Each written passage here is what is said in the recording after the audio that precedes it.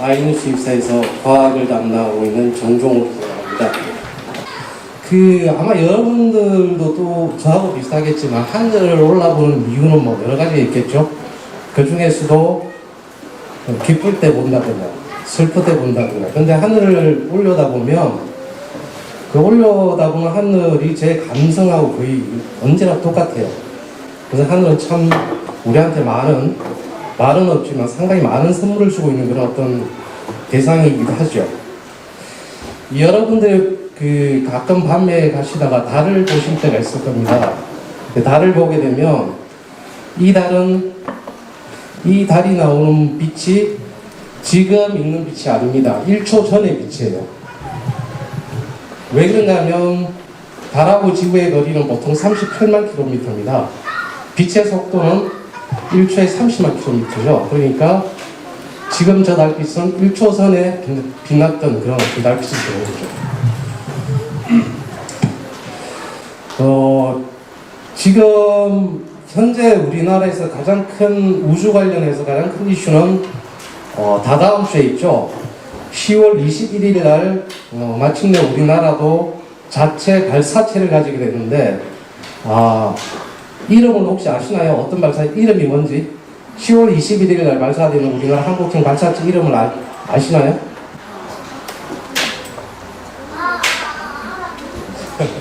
예, 순수 우리나라 말을 땄는데 누리호라고 이름을 지었습니다.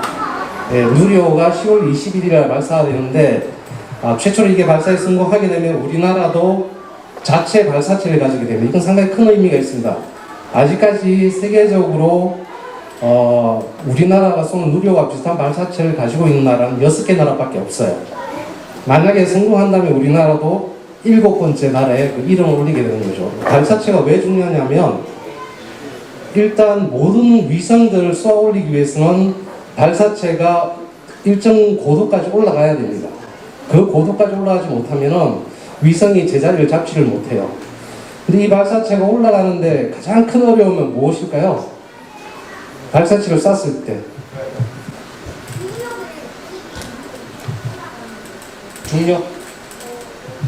근데 천체학자가 될 것 같은데요. 정말 잘하네요. 중력입니다. 발사체가 올라가는 걸 지구가 계속 끌어당기기 때문에 이 발사체는 1단, 2단, 3단이 있는데 1단에는 엔진 4개가 있어요. 가장 강력한 힘을 내야 되겠죠. 2단은 엔진이 1개가 있고 3단에도 엔진이 1개가 있는데 이게 각 단이 분리될 때마다 일정한 속도에 이르지 못하면 발사체는 실패가 됩니다. 그러니까 여러분들이 10월 21일 날 누리호 발사할 때 실시간으로 중간에 할 테니까 그때 발사체가 올라갈 때 속도를 한번 보세요. 속도가 나옵니다. 옆에 보면 1단이 분리될 때는 초속 1.8km 이르러야 돼요.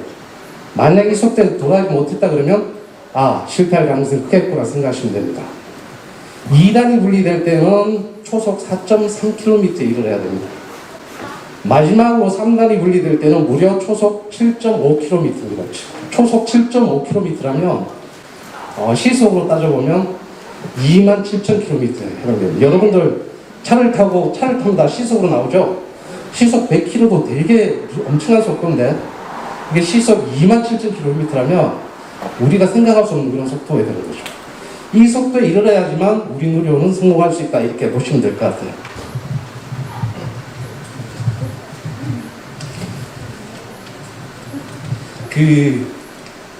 여러분 이 우주 천문학이라고 그러면은 다른 말로 표현하는데 천문학을 겸손한 학문이라고 이렇게 표현합니다. 왜 그렇게 표현을 하는지 아시는 분도 있을까요 혹시? 모든 학문은 물론 겸손해야 되겠지만 천문학을 유독 겸손한 학문이라고 표현을 많이 해요. 왜 그럴까요? 여러분 칼 세이건이라는 미국 천문학자 아시죠? 칼 세이건이 옛날에 지구가 만든 탐사선 중에 가장 멀리 가 있는 게 보이저호입니다. 보이저호는 우리 태양계를 벗어나가지고 다른 항성계하고 사이에 지금 있어요. 근데 이 칼 세이건이 보이저호 프로젝트에 참여를 했는데 이 보이저호가 지구로부터 약 64억 킬로미터, 태양하고 지구의 거리가 1.5억 킬로미터입니다. 그건 이제 1AU라고 표현을 하죠. 그거에 한 40배가 되는 거죠. 근데 그 계속 보이저우가 가는데 궁금했던 겁니다. 저 보이저우를 지구 방향으로 돌려서 지구를 한번 찍어보자. 그래서 지구를 찍는데 성공했어요. 그것도 엄청나게 어려운 작업인데 성공을 했습니다. 성공을 했는데 그 찍은 사진을 보니까 어떤 이미지일까요? 지구가 보일까요?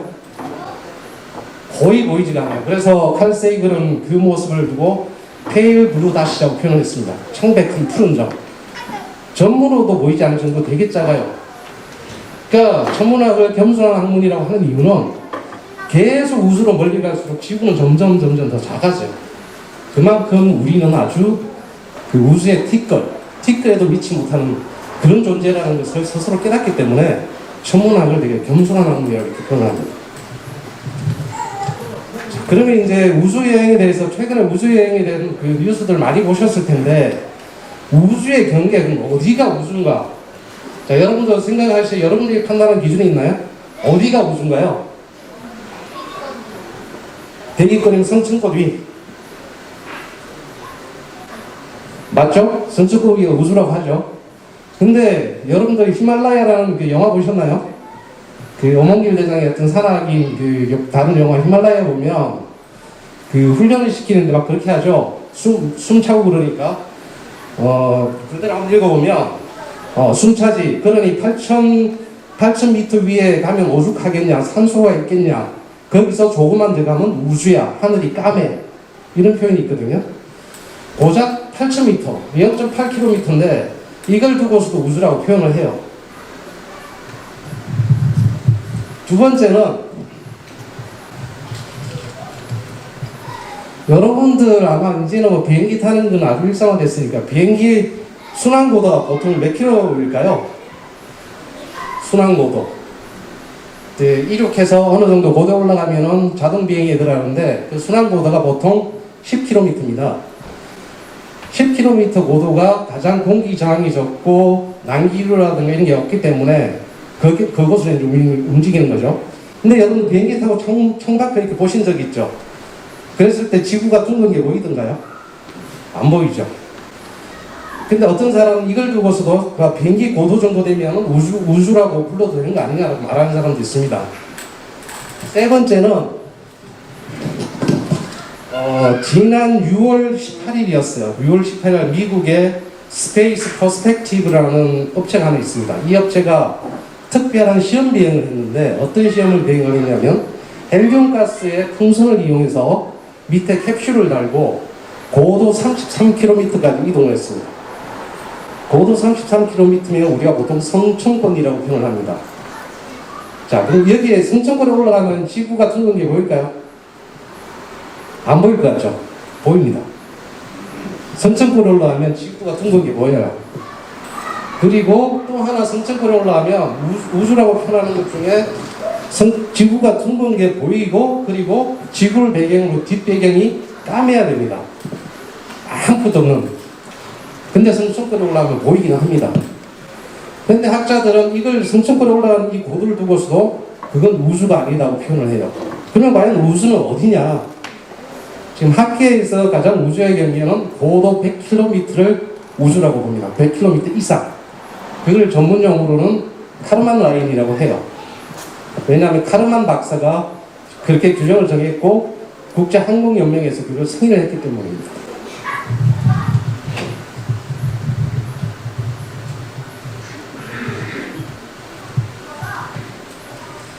자, 이제 이 우주의 개념이라든가 그리고 천문학의 기본적인 개념 그리고 우리나라 누리호 발사체의 개념 이런 것들을 어느 정도 아셨을 건데요. 제가 먼저 설명하기 전에 제가 만든 동영상이 하나 있습니다. 이걸 보시면 지금 우주여행이라고 불리는 것들이 어떤 것들이 있고 어떻게 다른지 좀 아실 수 있을 것 같아요. 이거 한번 보시겠습니다.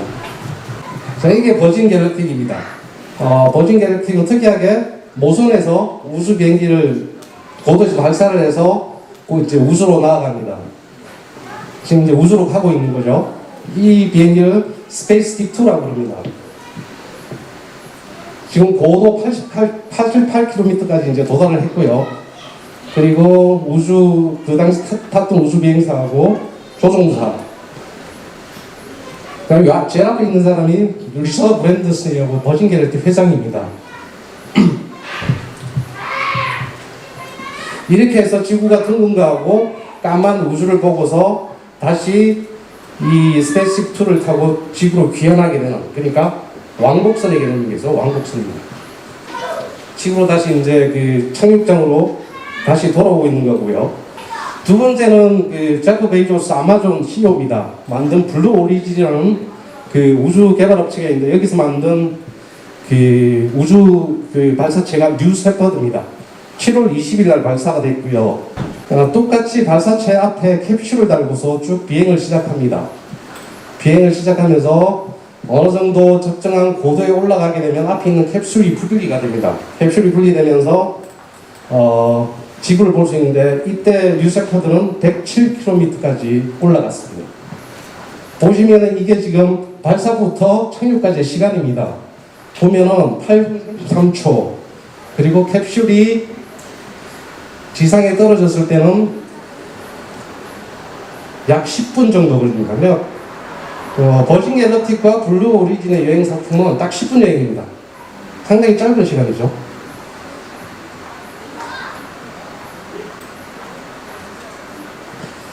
그 다음에 스페이스 퍼스펙티브라는 업체는 바로 승천권 여행을 선보이는 겁니다. 그렇죠?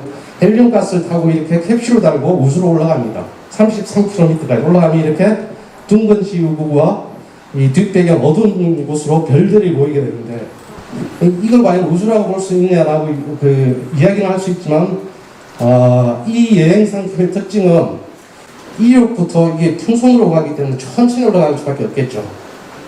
총 6시간 40분의 우주여행 상품입니다. 그리고 뒤에도 설명하겠지만 이 상품은 가격이 제일 저렴합니다. 아까 이야기했던 그 우주 비행기를 타고 87km까지 올라갔던 우주여행 상품의 가격은 약 3억 원. 그러니까 쉽게 얘기해서 집 한 채 팔아가지고 우주여행 한번 갔다 오면 끝이겠죠. 상당히 비쌉니다. 그리고 블루 오리진은 더 비쌉니다. 블루 오리진은 100억 이상입니다. 100억 이상. 그리고 그 버진 갤럭틱이라든가, 이거는 지금 그 9월 16일에 있었던 그 스페이스X의 인스피레이션 4라는 건데요.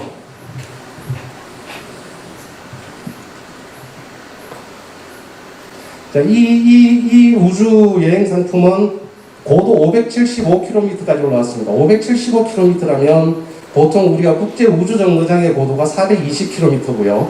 허블 우주망원경이 540km입니다. 그러면 그보다 더 높은 고도로 올라갔다는 거거든요. 575km를 갔고, 그리고 더 중요한 거는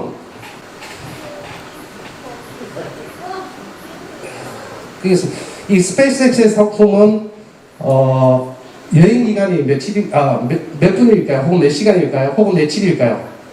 예, 3일입니다. 3일 동안 575 지구 궤도를 계속 돌면서 4명의 우주 비행사들이 아름다운 지구를 관찰했습니다.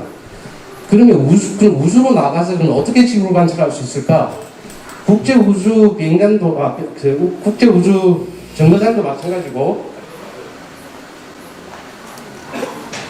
그리고 인스피레이션 4도 마찬가지인데, 거기에는 우주 전망대가 있습니다. 그 우주 전망대를 보통 큐폴라라고 표현을 하는데, 전면이 유리로 되어 있습니다. 전면이 유리로 되어 있어가지고, 이렇게 뚜껑을 열면은 바로 지구가, 그러니까 여러분 한번 상상을 한번 해보세요. 고도 575km에서 내 발 아래 지구가 지금 펼쳐져 있다면 상당히 정말 그 감흥은 정말 오랫동안 남을 거예요. 근데 아까 이야기했던 성청권 풍선 여행을 빼면 나머지 그 버진 갤럭틱, 그리고 블루 오리진, 그리고 스페이스X 이 세 개의 우주 여행은 그냥 못 갑니다. 전문적인 그 여행에 필요한 그런 어떤 기술이라든가, 그리고 훈련을 받아야지만 갈 수 있습니다. 그러다 보니까 아직까지는 일반인들이 우주 여행을 한다라는 것은 글쎄요, 좀 제 나이대가 이제 50대 초반인데 제 세대에는 불가능할 것 같고요. 그 다음 세대들이 좀 더 이제 현실화시키고 가격을 내리고 좀 더 마치 항공기, 비행기를 타는 것처럼 편안하게 해서 갈 수 있는 그런 어떤 시스템이 마련될 것 같고요.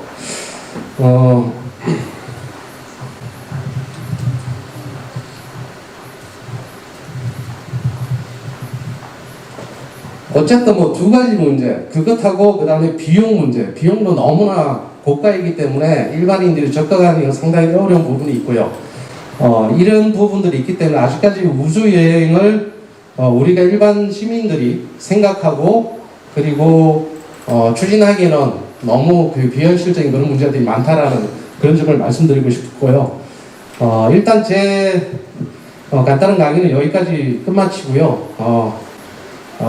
이게 끝나면 여러분들이 이제 목성하고 토성 뭐 관측을 한다고 하는데, 제가 한 가지 말씀을 드리면, 목성에 대해서 저희들이 되게 우리가 되게 감사해야 합니다. 목성은, 크기가 사실은 행성이 아니라면 그 크기만 봤을 때는 별이라고 해도 지나치지 않습니다.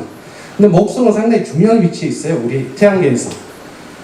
어떻게 되죠? 수성, 금성, 지구, 화성, 목성 이렇게 돼 있죠. 목성의 덩치가 워낙 크다 보니까 덩치가 크다는 것은 중력이 세다는 걸 의미하는 거죠. 그래서 소행성들이 많이 있습니다. 태양계 외부에서 갑자기 태양계로 끼어들어가지고 막 돌다가, 그래서 그게 가끔 지구와 충돌할 위험이 있다 이런 그 뉴스들이 많잖아요. 근데 그럴 때 가장 그 태양계 행성의 마청인 목성이 중력이 워낙 세다 보니까 끌어들여가지고 폭발시키나 부딪히게 해서 많이 사라져주게 합니다. 그러니까 어떻게 보면 목성에 대해서 되게 감사해야 할 필요가 있고요. 여러분들이 오늘 관측을 하실 때, 목성은 저런 의미가 있구나 라는 그런 것들을 한 번 더 새겨봤으면 좋겠습니다. 감사합니다.